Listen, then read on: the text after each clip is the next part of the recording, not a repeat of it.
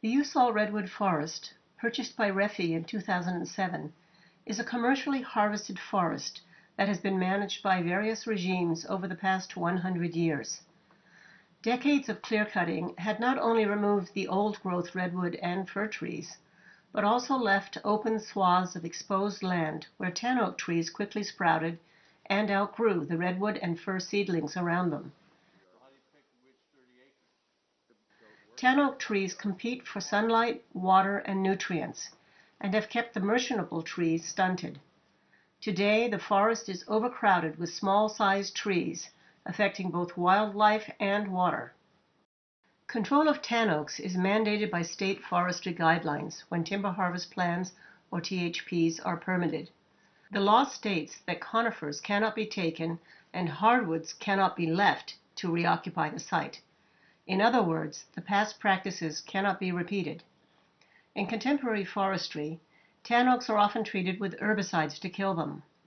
Methods have changed over the years, but the common practice today is known as hack and squirt, or frill techniques. This involves injecting the chemical imazapyr through the bark into the cambium layer. The tree stops growing and is usually dead within a year. One experimental approach to controlling the growth of tanoak is the removal of bark from a portion of the tree trunk, a process known as girdling. The theory is that without its protective bark, these trees will weaken and lose their canopies. After the tops of the trees stop growing, the tree's roots will still sprout. However, given a head start, we hope that the conifers will be able to grow towards the light faster than the new sprouts. Girdling is slower and more expensive than hack and squirt, but it is not dependent on chemicals. Okay, what we're looking at here is the Poughkeepsie THP, where we did a transition silviculture, and then after we cut the conifer, we came back and treated the hardwoods by girdling them, as you can see out over there at the bottom of the trees. The reason why we're girdling them is because in order to cut Group A species trees, we have to reduce Group B the same ratio, the same percentage. So we can't just come in and cut the conifer and not do anything with the hardwoods.